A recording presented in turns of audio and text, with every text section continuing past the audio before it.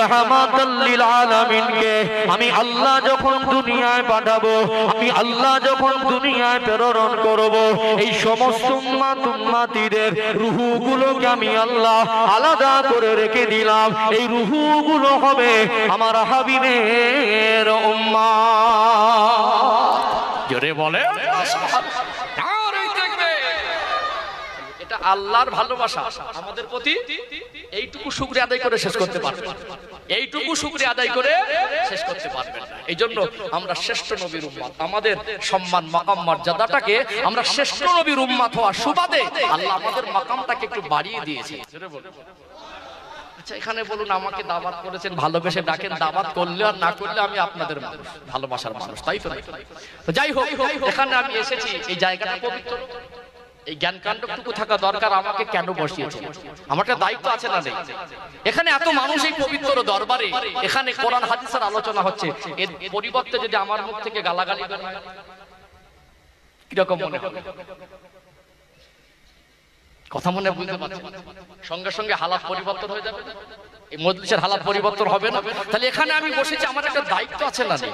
তাহলে আপনারা আমাকে সম্মান করে যে জায়গায় বসিয়ে দিয়েছেন, আমার করণীয় কর্তব্য আমার জানা দরকার আছে। তাহলে আমি যদি ক্ষণিকের জন্য একটু কোরআনের কথা বলতে পারি, একটু নবীর কথা আল্লাহ পাক বলায়, শরীয়তের দু চারটে খুঁটিনাটি মাসালা হয়তো আমি একটু অযোগ্যতার ভিতর থেকে পৌঁছে দেই, আমি হয়তো একটু মাদ্রাসা শিক্ষা, দ্বীন শিক্ষা, ইলম শিক্ষা করেছি, তাই মানুষ আমাকে বলার জন্য একটা জায়গায় বসিয়ে দেয়। তাহলে আমাকে সামান্য জ্ঞান, যে জ্ঞানটা আমি অর্জন করেছি, আমার কাছে মনে হয় না যে আমি জ্ঞানী, আমার কাছে মনে হয় না যে ওয়াজ করতে গেলে যে যোগ্যতা তাকওয়া লাগে সেটা আমার ভিতরে আছে। তাই যদি এখানে আপনারা আমাকে বসিয়ে দেন, যদি আমার যদি সতর্ক থাকতে হয়, আপনার কি কোনো দায়িত্ব নেই? আপনার কি কোনো কর্তব্য নেই? আপনি সেই নবীর উম্মত হয়েছেন, আপনার মাকাম মর্যাদাটা কিন্তু কম নয়। এই মাকাম মর্যাদাটুকু ধরে রাখার দায়িত্ব কিন্তু আপনার। সচেতন হয়ে থাকতে হবে, আপনার করণীয় কি, বর্জনীয় কি, এটা আপনাকে জানতে হবে। কথা ঠিক না বেটা? চলুন আরেকটু আগে বাড়ি, ধাপে ধাপে আগে বাড়ি ইনশাআল্লাহ।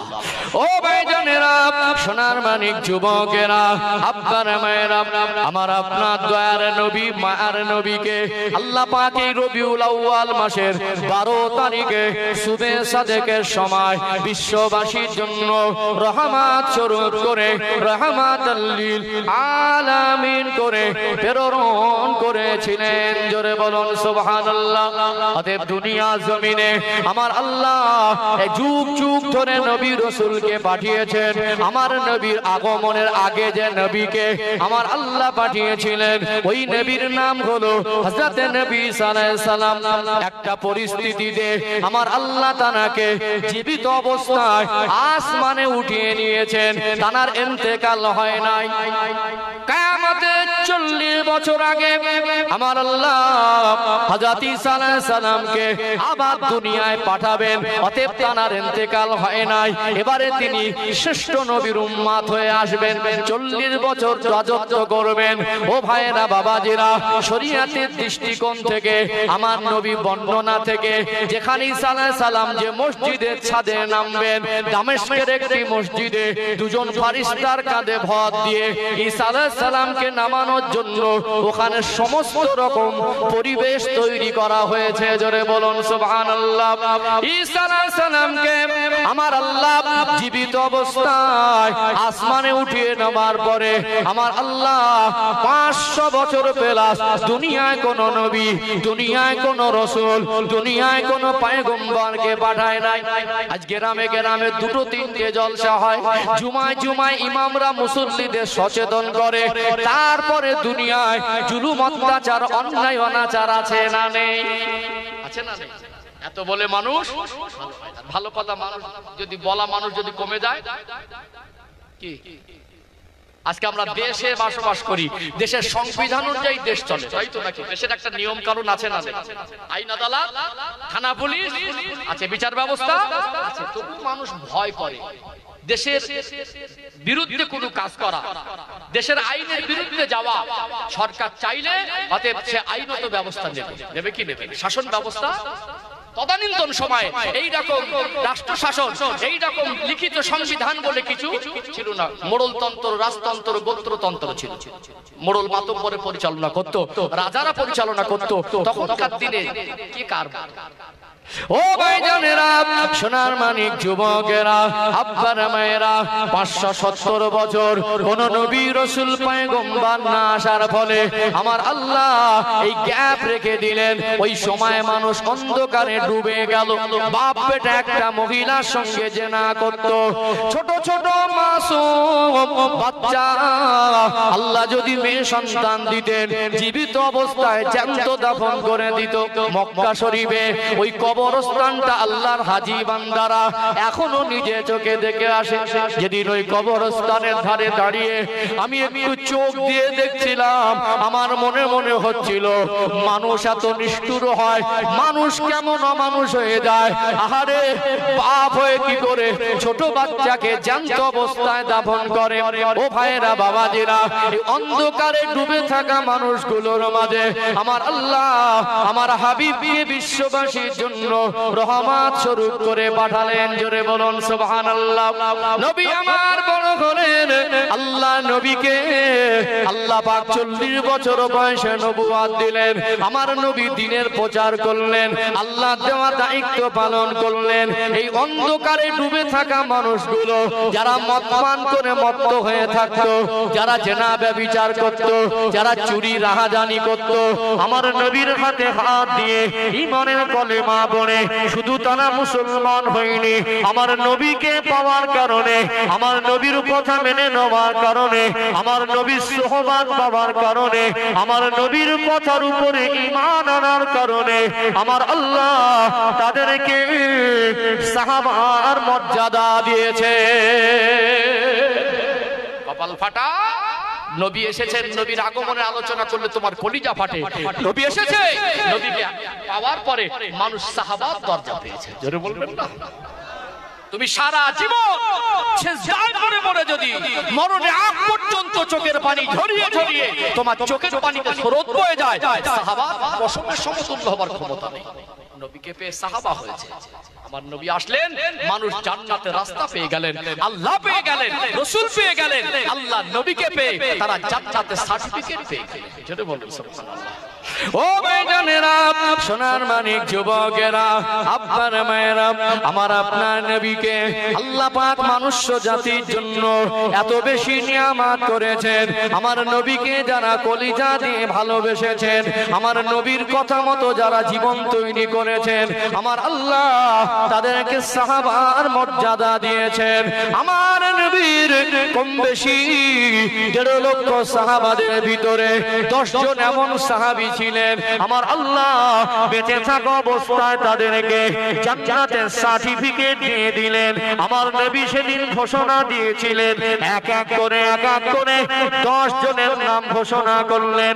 আবু বকর ফিল জান্নাতি, ওমর ফিল জান্নাতি, উসমান ফিল জান্নাতি, আলী ফিল জান্নাতি, তালহা ফিল জান্নাতি, জুবাইর ফিল জান্নাতি, আব্দুর রহমান বিন আউফ ফিল জান্নাতি। এমনি করে আমার নবী 10 জন সাহাবাকে জান্নাতের সার্টিফিকেট দিয়েছিলেন। কি পেলেন? জান্নাতের সার্টিফিকেট। নবী যদি না আসতেন, নবীর সোহবতে যদি না বসতেন, নবীর কথা যদি না মানতেন, আল্লাহ পাক বললেন, ওমা আরসালনাকা ইল্লা রাহমাতাল লিল আলামিন।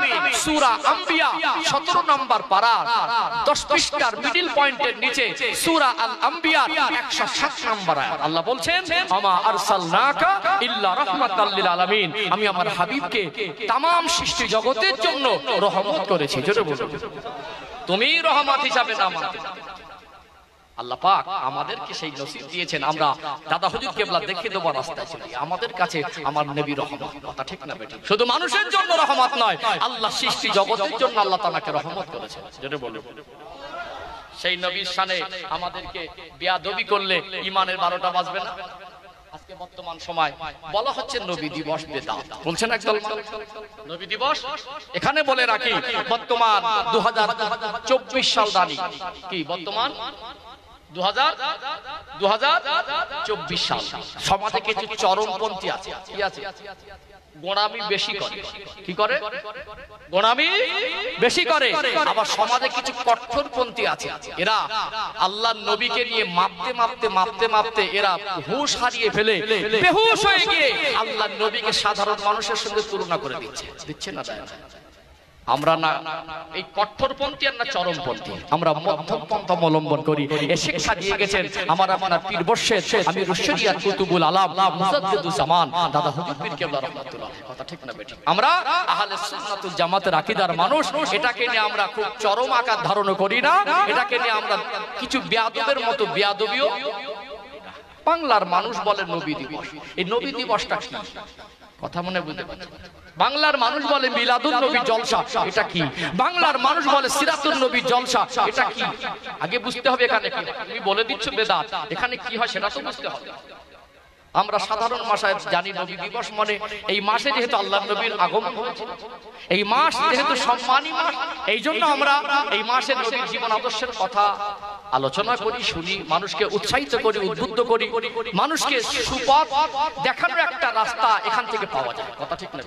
এখানে না কোনো ঢোল বাজনা হয়, না কোনো গান বাজনা হয়, না কোনো কাওয়ালি হয়, এখানে না কোনো চরম কাজ করা হয়, শরিয়াতের পরিপন্থী কোনো কাজ করা। এখানে যেই বলছে বেদাত, আবার তাকে যদি নবী দিবসের জলসা দাওয়াত করেন সেই আবার অজব করছে। আমরা ওই নীতি আদর্শের মানুষ।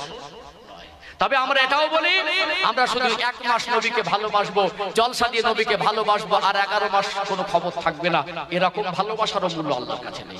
কথা ঠিক না বেঠিক? যেমন আমাদের অন্তরে, আমাদের সর্বহালাতে সর্বসময় আল্লাহ এবং রাসূলের সঙ্গে আমাদের আন্তরিক এবং বাহ্যিক, আভ্যন্তরীণ এবং বাহ্যিক আমাদের জিন্দেগির সম্পর্ক থাকবে ইনশাআল্লাহ। দরকার আছে না? আছে না? আসুন সম্মানিত ভাইরা, আমার নবীর সম্মান, মাকাম, মর্যাদা সম্পর্কে আল্লাহ কি বলেছেন, সেই নবীর শানে বেয়াদবি করলে কি পরিণতি হয়, একটু সংক্ষেপে আলোচনা দরকার আছে না? আলোচনা বুঝতে পারছেন? ও ভাইজানেরা, সোনার মানিক যুবকেরা, আব্বারা মায়েরা, যেহেতু নবী দিবসের মাহফিল, উদ্দেশ্য হবে আল্লাহ নবীর আদর্শে আদর্শিত হওয়া। কোরআনুল কারীম খুলবেন, সূরা আল আহজাব আয়াত নাম্বার 21। আমার আল্লাহ পাক জানিয়ে দিলেন, লাকাদ কানা লাকুম ফি রাসূলিল্লাহ উসওয়াতুন হাসানা। আমি আল্লাহ আমার হাবিবের মধ্যে রেখেছি তোমাদের জন্য উত্তম আদর্শ। জোরে বলুন সুবহানাল্লাহ। আমার আপনার দয়ার নবী, মায়ার নবী হুজুর আমার সোনার জবানে বললেন, মান আহাব্বানি ফাকাদ আহাব্বাহুল্লাহ। যে ব্যক্তি আমি রাসূলুল্লাহকে ভালোবাসলো, সে যেন স্বয়ং আল্লাহকে ভালোবাসলো। জোরে বলুন সুবহানাল্লাহ। অতএব নবীর ভালোবাসা কাকে বলে জানতে হবে, নবীর মহব্বত কাকে বলে জানতে হবে। প্রকৃত যদি ভালোবাসতে না পারি, মুমিন হওয়া যাবে না। আন-নাবিয়্যু আওলা বিল মুমিনিনা মিন আনফুসিহিম। আমার আল্লাহ জানিয়ে দিলেন, আমার নবী হলো তোমাদের সব থেকে নিকট, তোমাদের সব থেকে আপন। অতএব আমাদের আহাল পরিবার বর্গ, আমাদের দুনিয়ার যাবতীয় সম্পদের থেকে এই অন্তরে, এই কলিজার ভিতরে আমার নবীর সম্মান, মাকাম, মর্যাদা, আমার নবীর ভালোবাসা দরকার আছে না নেই? ও ভাইজানেরা, সোনার মানিক যুবকেরা, আব্বারা মায়েরা, সেই নবীকে সম্পর্কে আমাদের আকীদা ঠিক করতে হবে। একটা কথা অজের মধ্যে প্রায় শুনে থাকেন, মানুষ বলে ভ্রান্ত আকীদা, মানুষ বলে আহলে সুন্নাতুল জামাতের আকীদা, মানুষ বলেন এই দলের আকীদা। আকীদা শব্দটা যেহেতু আরবি শব্দ, এর বাংলা অর্থটাও জানা দরকার আছে না নেই?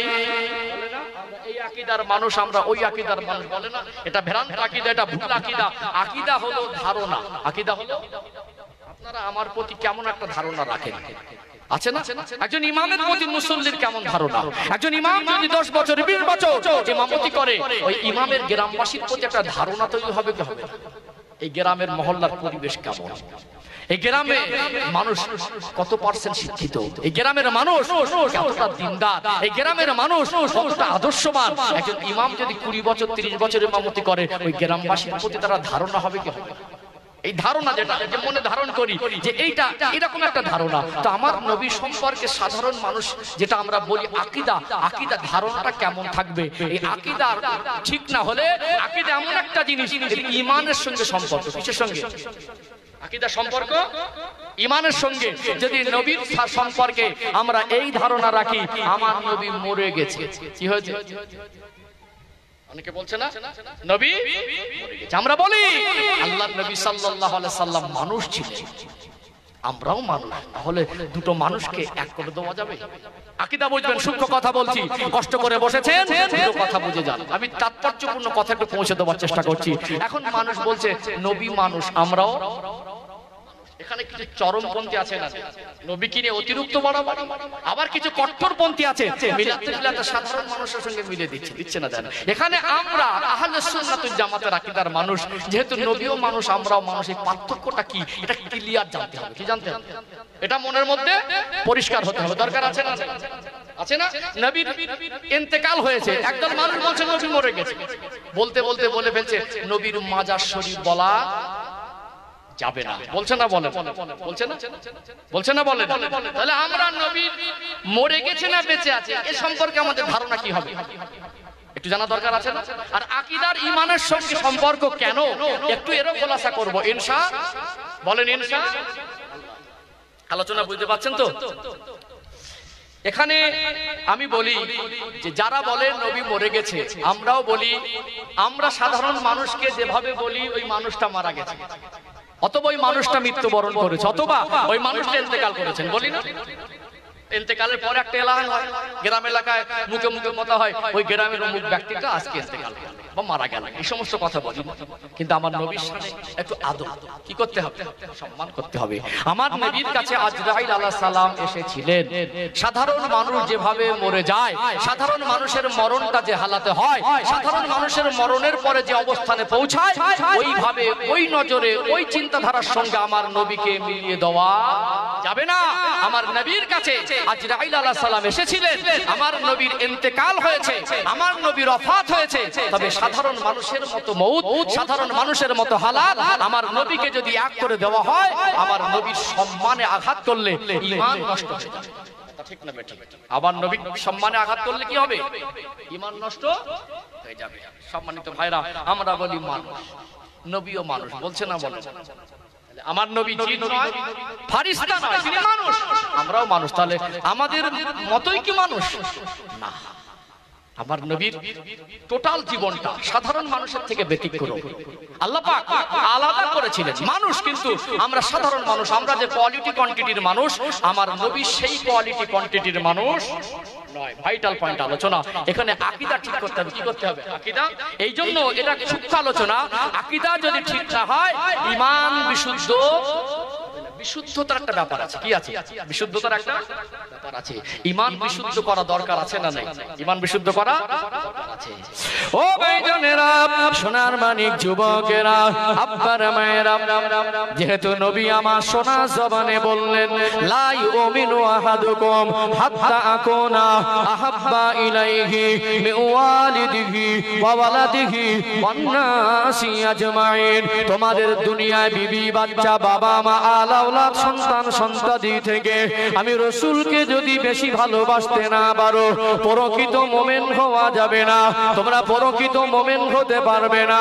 ও ভাইরা বাবাজিরা, এখানে যদি আপনাদের জানা আছে, যেহেতু ওদের প্রেক্ষাপটটা এমন, একটু আপনাদের স্মরণ করিয়ে দেই। আল্লাহর নবী হুজুর আমার হযরত ওমর রাদিয়াল্লাহু আনহুকে জিজ্ঞাসা করতে লাগলেন, ও বাবা ওমর, তুমি আমায় কতটা ভালোবাসো?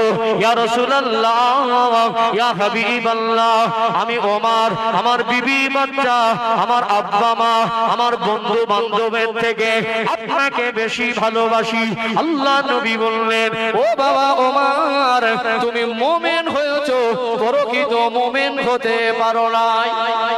ওমর হুজুর জ্ঞানী বিচক্ষণী মানুষ ছিলেন তো, তিনি ভাবতে ভাবতে ভাবতে লাগলেন, বিবি বাচ্চা বাবা মা সব থেকে বেশি ভালোবেসে মোমেন হতে পারিনি। আল্লাহর নবী হুজুর আবার বললেন, ওমর তুমি প্রকৃত মোমেন। কি আছে হুজুর? ধন সম্পদ যা কিছু দুনিয়া আছে সব থেকে বেশি ভালোবাসো। নবী বললেন, এখনো তুমি প্রকৃত মোমেন নয়। আল্লাহর নবী এই কথা বলার পরে তিনি ভাবলেন, সব থেকে যখন বেশি ভালোবাসা আছে তা কি? একটা জিনিস আছে, ওটা আমার জান, ওটা আমার, ওটা আছে বলে আজ আমি ওমর হুজুর আমার জানের থেকে বেশি ভালোবাসি। নবী বললেন, এখন তুমি প্রকৃত মুমিন। এখানে ভালোবাসার সূক্ষ্মতা বোঝাচ্ছি। কি বোঝাচ্ছি? ভালোবাসার সূক্ষ্মতা বোঝাচ্ছি। ভালোবাসা কি রকম থাকে এখন দেখবেন, কিছু কিছু আজকে দিনে তো আল্লাহ ধনী গরিব যাকে মনে করেন তাকে কিছু সম্পদ দেন না। কাউকে অর্থ দিয়ে পরীক্ষা করছেন, আবার কাউকে গরিব করে পরীক্ষা করছেন। ভাইপো চাকরিজীবী, হাই লেভেলের চাকরিজীবী, উচ্চ পদস্থ চাকরিজীবী, 1 লাখ টাকার উপরে বেতন আছে না? চাচাটা এত গরিব মানুষ, শেষ বয়সে গিয়ে ছেলে পুলে আর দেখে না, কি করবে? দিনদার মানুষ ভ্যান চালিয়ে রুজি রুটি করে, এরকম আছে না? নেই। ভ্যান চালায় বলে তাকে চোখে চোখে দেখবেন। আমি মনে করি এসি রুমে বসে ঘুষ খাওয়া মানুষের থেকে হালাল দুটো উপার্জনের জন্য ভ্যান চালানো মানুষটা আল্লাহর কাছে অনেক বেশি দাম। ধরে বলুন সুবহানাল্লাহ। কোন হালাল কাজকে ছোট মনে করতে নেই। আমরা তো আবার ভ্যান চালকের দেখলে নাক নাক ছিটকাই। আল্লাহর প্রিয় মানুষকে নাক নাক ছিটকালে আল্লাহ সন্তুষ্ট হয়ে যায়। কথা ঠিক না বেটা? এখন কি হয় আমি বোঝাচ্ছি, এটা উদাহরণ দিচ্ছি আপনাদের। এরকম সমাজে আছে না, ছেলেটা চাকরি সূত্রে অন্য কোন রাজ্যে তার পোস্টিং হয়েছে, বাড়ি যখন পরিবার আছে তাকে মাঝে মাঝে বাড়ি আসতে হয়, সেখানে কিছু বন্ধু বান্ধব আছে। এখন ট্রেন লাইনে স্টেশনে কিছু ভ্যান চালক থাকে। এমন সময় দুপুর টাইমে ট্রেন থেকে নেমেছে, বাড়ি ফিরবে, সে পরিস্থিতিতে দেখছে ভ্যান বলতে চাচা একলা আছে, আর কেউ নেই। সেদিন ওর সঙ্গে ছিল ওখানকার একজন বন্ধু, যেহেতু ওখানে পরিচিত একটা জায়গা, দীর্ঘদিন চাকরি সূত্রে থাকে, তাকে আদর করে বাড়ি নিয়ে আসছে। এখন এই চাচা ভাইপোর সম্পর্কটা তো রক্তের টান। কিসের টান? এটা একটা রক্তের টান। দুপুরবেলা যদি দেখছে যে চাচা ছাড়া যদি অন্য ভ্যান থাকতো, সাইড কেটে না তাকেই নিয়ে যেতাম। এখন নতুন যে মেহমান, একে হাঁটিয়ে নিয়ে যাওয়া উচিত হবে না, উঠেছে তো চাচার ভ্যানে। যেমন করে মুরব্বীরা ভাইপোকে সন্তানের নজরে দেখে, অনেক আছে না? নেই? কচি ভালো আছিস, যেভাবে মুরব্বীদের কথা। অনেকদিন পরে বাড়ি ফিরছিস, এখন সব ঠিকঠাক আছে তো? এই মুরব্বীর সঙ্গে এই মানুষটার কথোপকথনের ধাঁচভঙ্গি শুনে এই মানুষটা তখন তাকে বলছে, আমাদের ভলেন্টিয়ার কমিটি ভাইরা একটু পরিবেশটাকে শান্ত করে দেন সাইড থেকে। যাই হোক, যে কথা বলছিলাম, পাশে একটা কুকুর ডাকছে, তাড়িয়ে দেন। আমার দিকে মনস্ক হন ভাইজান, বাপজিরা ভাইরা, এখানে একটা ভাইটাল কথা বোঝাচ্ছি। এখন এই যে চাচা ভাইবোর কথা হচ্ছে, এই কথার ধাঁচভঙ্গি শুনে পাশে যে আত্মীয় নতুন কুটুম, ওর বন্ধু আসছে, ও তো বুঝতে পারবে লোকটার সঙ্গে গভীর সম্পর্ক। বুঝতে পারবে কি পারবে? এখন লোকটার পরনে একটা খুব পুরনো জামা পাঞ্জাবি আছে, মাথায় একটা সাদা মাটা টুপি আছে, আর পরনে একটা লুঙ্গি আছে। সেই লুঙ্গিটা খুব দামি লুঙ্গি না, ঘেমে যাচ্ছে দুপুর বেলা। ভাইপোকে যেভাবে সম্মান করে, যেভাবে আদর করে, স্নেহ করে, সেইভাবে কথা বলছে। এখন লোকটা ঘুরিয়ে প্রশ্ন করছে ওর বন্ধুটা যে, ভাই এই লোকটা আপনার কি হয়? ও দেখছে আমি এত হাই ফাই চাকরিজীবী মানুষ, আমার এত পাওয়া, আমার এত পরিচয় পরিচিতি, এখন যদি ঘুরিয়ে লোকটাকে বলি এটা আমার আপন চাচা, কেমন একটা মান সম্মানের ব্যাপার, ইতস্তত কাজ করছে। ও ঘুরিয়ে বলল যে, ভাই এটা আমাদের গ্রামে প্রতিবেশী মানুষ, একসঙ্গে ওঠা বসা করি, এটা আমাদের গ্রামের বাড়ি, পাশের বাড়ি। চাচা শুনলো। সন্ধ্যাবেলা অনেকদিন পর দেখে বেরিয়ে সন্ধ্যাবেলা চাচার গলা জড়িয়ে ধরে বল, চাচাজি আমি আপনাকে খুব ভালোবাসি। চাচা কি বুঝবে? ওই ছেলেটা সন্ধ্যাবেলা চাচাজির গলা জড়িয়ে ধরে, চাচাজি আমি আপনাকে খুব ভালোবাসি। চাচা কি, তুমি যে আমাকে কতটা ভালোবাসো সেটা দুপুর বেলা প্রমাণ হয়ে গেছে। কখন হয়েছে? কথা মনে বুঝতে পারছেন? আলোচনা বুঝতে পারছেন? তাহলে ভালোবাসার মান কি করতে হবে? ভালো যদি বাসি, আমার দ্বারা তার সম্মানে আঘাত হবে, আমি তাকে সেই শ্রদ্ধার থেকে, বুকের থেকে, অন্তর থেকে, মনের থেকে তাকে সেই শ্রদ্ধার ভালোবাসা যদি রাখতে না পারি, যতই মুখে বলি ভালোবাসি, ও ভালোবাসার মূল্য 1 পয়সা। মুখে বলবো শ্রেষ্ঠ নবী, মুখে বলবো রাহমাতাল লিল আলামিন, মুখে বলবো আল্লাহ আমার নবীকে শ্রেষ্ঠ করেছেন, স্বীকার করে নেব নবী না হলে কিছু হতো না, আবার বলবো নবী আমাদের মতই মানুষ। বলে দেবো নবীর মাজার বলা যাবে না, নবীর মাজার বলা। ভালোবাসা হলো, ভালোবাসা হলো। তাহলে সত্যি কি আমাদের মতো না পার্থক্য আছে? এটা একটু জানা দরকার আছে না?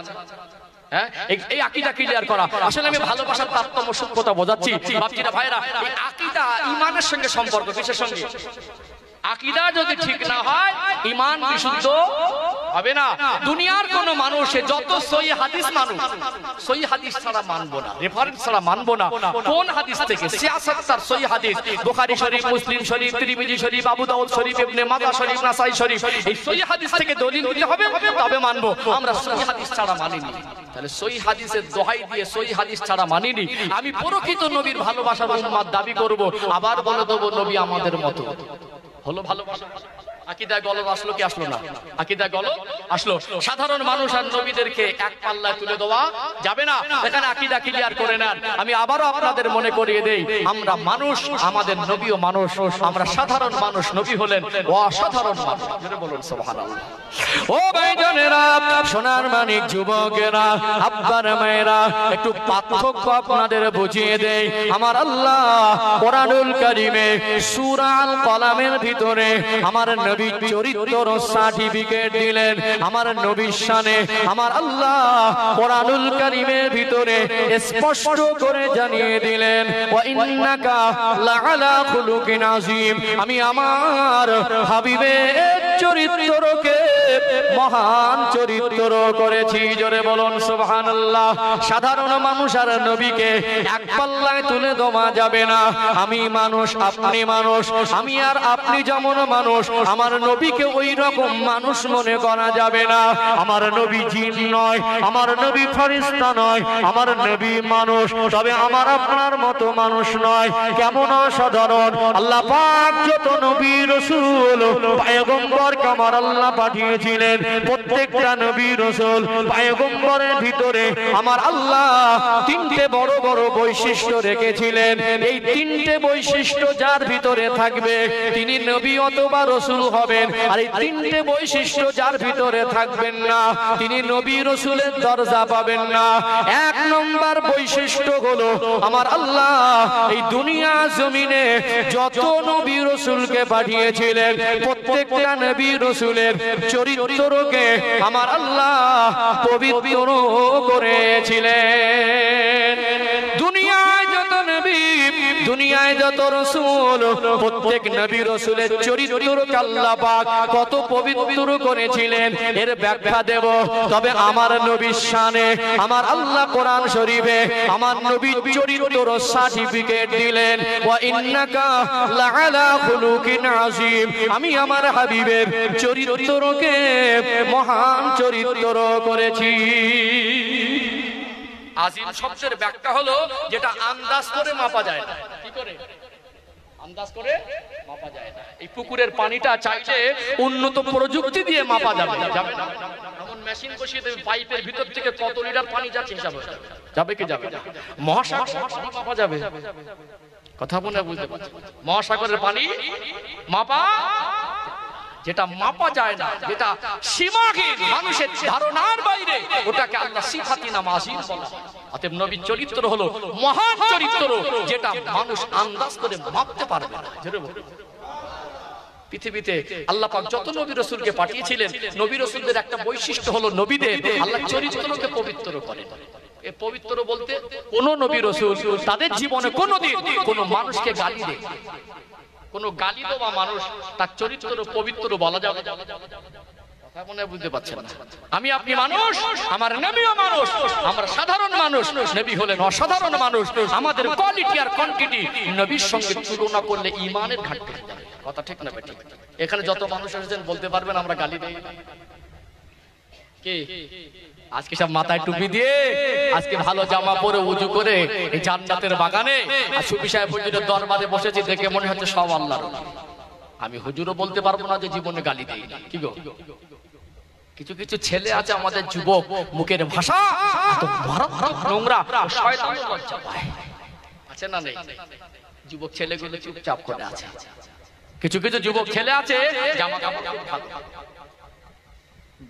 খুব ভালো, দেখে মনে হবে খুব ভালো পরিবারের ছেলে, হঠাৎ রেগে গেল, এত জঘন্য ভাষায় গালি দেয়, ও গালির ব্রেক থাকে না।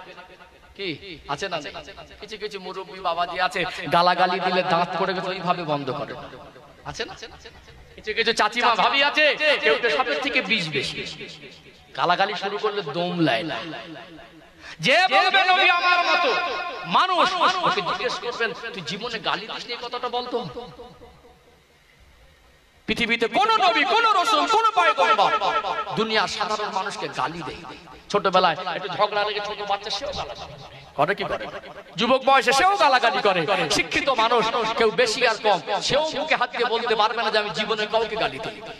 আমাদের বাংলা ভাষার পরিবেশ তেমন হয়ে গেছে, কেউ বেশি আর কম, অনেকে নিজের কন্ট্রোল হারিয়ে যায়। কখনো মুখ থেকে রাগের বশে একটা অশালীন বাক্য, একটা খারাপ বাক্য বেরিয়ে যায়, কি যায়? ওটাই তো গালি। এটা অশালীন, এটা অসভ্য, এটা খারাপ কথা মুখ থেকে বেরিয়ে যায়, ওটা গালি।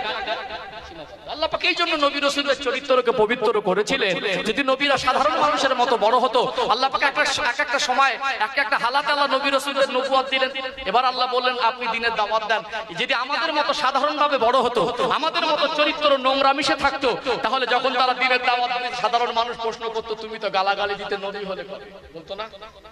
কোন নবীর শানে এই কথাটুকু বলার ক্ষমতা কোন জামানার মানুষ পায়নি। ধরে বলুন সুবহানাল্লাহ। আর আমার হাবিবের চরিত্র সার্টিফিকেট তো আল্লাহ কোরআন শরীফে দিয়েছেন, ওয়া ইন্নাকা লাআলা খুলুকিন আযীম। তাহলে মানুষের হলেও পার্থক্য আছে না? নেই? আছে না? এরকম পার্থক্য যদি আকীদার উপরে কথা বলা যায়, ঘন্টাকে ঘন্টা পার হবে, এতে 1 ঘন্টা 2 ঘন্টার ব্যবধান, সময় পার হবে বোঝা যাবে না। কথা ঠিক না বেটা? আরেকটু ক্লিয়ার করি ইনশাআল্লাহ।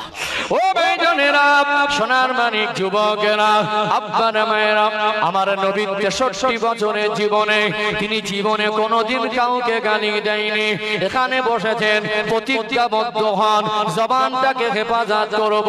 যত রেগে যায়, যত খারাপ পরিস্থিতির সামনে আসুক, মুখ থেকে অশালীন বাক্য বের করব না। আল্লাহ নবীকে ভালোবাসি মুখে বলবো, আর ওই মুখ দিয়ে যদি সারা দিনে 20-50টা গালাগালি দেয়, দুনিয়ায় কোনো গুরুজন মানব না। যুবক বৃদ্ধ মহিলা স্বামীকে গালাগালি দেয়, স্ত্রীকে গালাগালি দেয়, বাবা মাকে গালাগালি দেয়, এই মুখে গালাগালি করে নবীর ভালোবাসা প্রমাণ হবে না। আল্লাহ নবী যদি 63 বছরের জীবনে কোনদিন কাউকে গালি না দেয়, সেই নবীর আদর্শ আমাদের জীবনে দরকার আছে না নেই? অতএব আমরা মানুষ, আমার নবী মানুষ, যেহেতু আকীদার উপরে কথা বলছি, আমার নবী জিন নয়, ফেরেশতা নয়, তবে মানুষ, আমার আপনার মতো সাধারণ মানুষ নয়। আল্লাহ দয়াময় আমার নবীর চরিত্রকে এত বেশি পবিত্র করেছিলেন। আমার নবী যেমন জীবনে কোনদিন কাউকে গালি দেয়নি, আমার নবী জীবনে তার 63 বছরের জীবনে কোনদিন মিথ্যা কথা বলেন নাই। আমার আল্লাহ কোরআন আজ কত রকম মিথ্যাবাদী সমাজে আছে না নেই? ব্যবসা ক্ষেত্রে মিথ্যা বলা যাবে না। ও ভাইরা বাবাজিরা, দুনিয়ায় মানুষকে ধোঁকা দেওয়ার জন্য মিথ্যা কথা বলা যাবে না। টাকা পকেটে রয়েছে, পাওনাদার চাইতে এসেছে, আল্লাহর কসম খেয়ে দিচ্ছে এখন নেই, মিথ্যা বলা যাবে না। আল্লাহ নবী 63 বছরের জীবনে মিথ্যা বলেনি। অতএব আমরা মানুষ, আল্লাহ পাক আমার নবী জীবনকে এত বেশি পবিত্র করেছিলেন। আমার নবীর জীবনটা এত পবিত্র ছিল, তিনি 63 বছরের জীবনে মিথ্যা বলেনি। আমরা যত মানুষ আছি, বুকে হাত দিয়ে কি বলতে পারবো জীবনে কোনোদিন মিথ্যা কথা বলিনি? বলতে পারবো? শুধু মিথ্যা বেরোবে, সেও বলছে নবী আমার মতো। মাথায় পার্স আছে বলে মনে হয়, কথা মনে বোঝা যায়। আল্লাহ নবী 63 বছরের জীবনে তার জবান মুবারক থেকে একটাও মিথ্যা বলে। সেই হাদিস মানি বলে দেব নবী আমার মতো। আল্লাহ নবীর জীবন আদর্শ সাধারণ নয়, ওটা হলো অসাধারণ। যেটা বলুন সুবহানাল্লাহ। এখন সবজি যারা চাষ করে দেখবেন, চাষিরা এরা কি করে, ওই তলায় একটু ভালো মালার উপরে একটু 2-4টে কানা বেগুন, 2-4টে ছোট সাইজের বেগুন, 2-4টে ওই ফুলকপি বলেন, আলু বলেন, যাই বলেন, যখন পাইকারি মার্কেটে বিক্রি করতে যায়, উপরের মাথাটা সুন্দর করে সাজিয়ে নেয়। এখন সেই দিন বাজার রেটটা একটু হাই, পাইকারি রেট কিরকম বাজার যাবে, 10 টাকা 20 টাকা বেশি হলে কম হলে ওটা দিয়েই চলে আসে। একজন খরিদ্দার এসে বলল, ভাই কত করে হয় তুমি বলো। ও যা আশা করেছিল তার থেকে ক্রেতা অতএব যে কিনবে সে বেশি দাম বলছে। এখন বলছে ভাই আমার মাল পছন্দ হয়েছে, এই দামে আমি নিতে পারবো। এখন উপরে তো মাল সব ফ্রেশ লাগছে, ভিতরটা ঠিক আছে তো? বলছে আল্লাহর কি রেখে বলছে ভাই উপরে যেমন ভিতরেও তো। কিরের কোনো মূল্য আছে? কে আল্লাহর কি রেখে বলছি উপরে যেমন ভিতরেও? মিথ্যাও বললো, আল্লাহর নামে একটা মিথ্যা টাটকা কসমও দিলের উপর কাফারা ওয়াজিব হয়ে গেছে। দেখবেন কিছু মানুষ পাওনাদার টাকা দিয়ে ধার দিয়ে রেখেছে, ভাই শুক্রবারে দিয়ে দেব, এবারে ওইরকম 10টা শুক্রবার চলে গেছে আর খোঁজ পাওয়া অনেকদিন পরে দেখছে ভাই খোঁজ খবর একটু পাওয়া যায় কি দেখি। এখন তো সব মোবাইল, বাড়ির পাশে একটা ছেলের ফোন নাম্বার নিয়েছে, ভাই আমাকে একটু কল করে দিস বাড়ি আসতে। এ বাড়ি এসে ঘাটে ঘুমিয়ে আছে দুপুরবেলা এ পাওনাদার এসে হাজির, এখন ঘরের মধ্যে আছে, খবর দিয়েছে। এখন যেই দরজায় দাঁড়িয়েছে বলছে ভাই বাড়ি আছো, ঘরের ভিতর থেকে আস্তে আস্তে ছোট বাচ্চাকে বলে দিচ্ছে বল আব্বা বাড়ি নেই। ছেলেটা মাকে বলছে আব্বা, আব্বা তো খাটে ঘুমাচ্ছে। বলে বাবু টাকা পাবে তাই নিতে সে মিচি মিচি করে বল আব্বা বাড়ি নেই। সেও মিথ্যার আশ্রয় নেয়, ছোট বাচ্চাকে মিথ্যা বলার প্র্যাকটিস করাচ্ছে বাবা মা। কথা ঠিক না? ও দুদিন পরে বলবে নবী আমার মতো পাশপাতি কিছু আছে? আল্লাহ পাক আমার হাবিবের জীবন চরিত্রকে এত মহান করেছিলেন, আমার হাবিবের চরিত্রকে আল্লাহ তো বেশি পবিত্র করেছেন। 63 বছরের জীবনে জবান থেকে একটা মিথ্যা কথা বলেন। ছেড়ে বলুন মিথ্যা বলে কি বলি না? আছে নিমতলায়, বলে দিচ্ছে বোদরায়, হ্যালো কোথায় আছিস? টাকা পাবে তো? কোথায় আছিস? আছে নিমতলায়। ভাই আমি এখানে নেই, অন্য জায়গায় বাড়ির বাইরে আছি। মিথ্যা বললে কি বলে না? কথা মনে বুঝতে পারছে? তাহলে সাধারণ মানুষের সঙ্গে তুলনা করা ঈমানের ঘাটতি হয়ে যাবে, ঈমানের 12টা বেজে যাবে। নবী মানুষ, জিন নয়, ফেরেশতা নয়। আমার নবী জীবনের একটা স্পেশালিটি ছিল। সেটা বলুন সুবহানাল্লাহ। ও ভাইজানেরা, সোনার মানিক যুবকেরা, আব্বারা মায়েরা, যদি কেউ গালি দেয়, যদি কেউ মিথ্যা বলে, তার চরিত্রটাকে পবিত্র বলা যায় না। অতএব আমার আপনার চরিত্রে অনেক মানুষ ভালো বলতে পারে, ওই ছেলেটার চরিত্র ভালো, ওই মানুষটার আখলাক ভালো, তবে এতটাই ভালো নয় যে আমরা মিথ্যার হিংসা থেকে জীবন পবিত্র করতে পেরেছি। মাথায় টুপিও দেয়, মুখ ভরা দাড়ি, ও ভাই বাবাজিরা, জামা কাপড় ভালো, বংশ ভালো, দেখতে ভালো, কিন্তু ভিতরের রূপটা অতটা ভালো না। প্রত্যেক মানুষের দেখবেন দুটো রূপ, একটা হলো বাহ্যিক রূপ আর একটা হলো আভ্যন্তরীণ রূপ। মুখে যতটা মানুষকে ভালোবাসার দাবি করি, মুখে যতটা মানুষের কাছে ভালো সেজে ঘুরি, বাহ্যিক দিক থেকে যতটা ভালো মানুষ মনে করে, ভিতরটা অতটা ভালো করা একটু কঠিন কাজ না, সহজ কাজ। কঠিন না সহজ? উপর থেকে আমাকে দেখে অনেক বড় হুজুর মনে করলো, আমি কতটা ভালো হুজুর না খারাপ হুজুর আল্লাহর কাছে পুরো পরিষ্কার। কথা ঠিক না? মনের মধ্যে হিংসা, মনের মধ্যে খারাপ ধারণা, এই মনের একটা রোগ আছে। কি আছে? মনের একটা। আমরা বাইরে থেকে ঘুরি দেখে মনে হবে ফারিস্তা, কিন্তু ভিতরটা অতটা। বাইরের রূপ খারাপ হলে পরিবর্তন করা সহজ হয়, যার ভিতরে ভিতরে খারাপ ও রোগ খুব কঠিন রোগ। সামনে বলবে আসসালামু আলাইকুম হুজুর, আপনাকে খুব ভালো লাগে, পিছন থেকে ওই লোকটা হুজুরের পিছনে কাটি করে। আছে না? কিছু কিছু মহল্লা আছে, আল্লাহর ওলিকেও যদি ইমামতির জায়গায় দাঁড় করে দেন না, সেখানেও কাটি করে। ভালো ভালো আলেমকে 6 মাস টেকে, ভালো ভালো আলেম গিয়ে 6 মাস টেকে না, মানে কাটি মারতে মারতে মারতে মারতে কিছু মানুষের স্বভাব আর অভ্যাস হয়ে গেছে, এরা ইমামের পিছনে কাটি মারে, লজ্জাও লাগে না, আবার সিনেমার পিছনে গামলা করছেন। মনে হচ্ছে কিছু কিছু প্রসঙ্গে কথাগুলো এসেই যায়। কথা ঠিক না বেটা? তাহলে বাইরের একটা রূপ আর ভিতরের একটা। হুজুর আপনি যে জুমার দিন দোয়া করছিলেন, মানুষ কেঁদে ফেলেছে, হুজুর মনে করছে লোকটা আমাকে খুব ভালোবাসে। পাশ থেকে চার দোকানে দেখ, হুজুরকে যতটা ভালো মনে করতো মালটা অতটা ভালো না। আর সামনে একরকম, পিছনে কথা মনে বুঝতে পারছে না। কাটি মারতে মারতে গেল কোথায়? ইমামের পিছনে। এক ধাপ উঠে গেল, গেল কোথায়? আল্লাহ ওয়ালাদের পিছনে। হুজুর টুজুর আল্লাহর ওলি টলি কিছু সব ব্যবসা। কথা মনে বুঝতে পারছে না? কোথায়? এক ধাপ আগে লেগেছিল প্রতিবেশী পিছনে। এ পাশের বাড়ির মানুষ সুখে থাকলে ওই পাশের বাড়ির মানুষ কাটি মারে। এত কিছু করছে কোথায়? মাল মনে হয় কিন্তু ভেজাল মাল সরব হচ্ছে। হ্যাঁ, সামনে বাবু ভালো আছো, পিছন থেকে কাটি মারে। আছে না? বলছে নবী আমার মতো, লজ্জাও লাগে না। সাধারণ মানুষের সঙ্গে তুমি নবীকে মিলিয়ে দিলে তোমার ঈমানের 12টা বেজে যাবে। আল্লাহ পাক তার হাবিবের চরিত্র সার্টিফিকেট দিলেন, ওয়া ইন্নাকা লাআলা খুলুকিন আযীম, আমি আমার হাবিবের চরিত্রকে মহান চরিত্র করেছি। এটা বলুন। তাহলে আকীদা ক্লিয়ার হচ্ছে? অজবুতে বলছেন তো? আকীদা ক্লিয়ার হচ্ছে? এই যে বলে দিচ্ছে যে নবী আমাদের মতো, নবী সাধারণ মানুষ, আর নবীদের সঙ্গে কিছু কথা টানে মিলিয়ে দিচ্ছে কি দেয় না।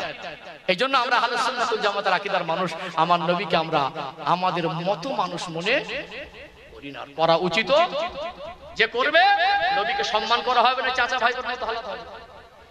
মনে আছে তো চাচা ভাইদের উদাহরণটা মনে আছে তো? এই হালাত হবে। সম্মানিত ভাইরা, এখানে দেখবেন কিছু মানুষ বলতে বলতে আগে গ্রামবাসীর পিছনে লেগেছিল, এখন ইমামের পিছনে লাগে। কিছু কিছু মানুষ আবার হুজুরদের তো আবার ভাড়াটিয়া কিভাবে। আচ্ছা বলুন, আমি বিশ্বাস করো নিজের মনের কথা বলছি, আপনারা ভালোবাসার মানুষ তো। জীবনে কিছু মানুষের কবরে তো নেমেছে কখনো কোনো পরিস্থিতি, কিছু মানুষের কবরে লাশ নামানোর সময় নেমেছে। জীবনে তো এই পর্যন্ত কিছু মানুষের জানাজাও তো পড়েছি না, জানাজাও পড়েছি। যে সমস্ত ভাইয়েরা তাদের আল্লাহ পাক 3টে 4টে 2টো করে সন্তান দিয়েছেন, অনেকে আশা করে আমার একটা ছেলেকে আল্লাহ যদি তৌফিকটা একটা আলেম বানাবে, আশা আছে না নেই? অনেকে বাবা মার আশা মনে একটা স্বপ্ন, আমি যদি মরে যাবার পরে আমার ছেলেটা আমার জানাজার ইমামতি করে, আমি যদি মারা যাবার পরে আমার সন্তানটাই এসে আমার গোসল দেয়, এটা একটা আশা থাকে কি থাকে না? এখন সম্মানিত ভাইরা, এখানে আমার এখন মাঝে মাঝে অনুভূতি হয়, জীবনে কত মানুষের জানাজা পড়েছি, কত কবরে নেমে গেছি, এখন আমার জানাজাটা কে পড়াবে? আমি তো হুজুর লোকের জানাজাটা পড়িয়ে দিলাম, কারোর কবরে নেমে গেলাম, আমার জানাজাটা কে পড়াবে?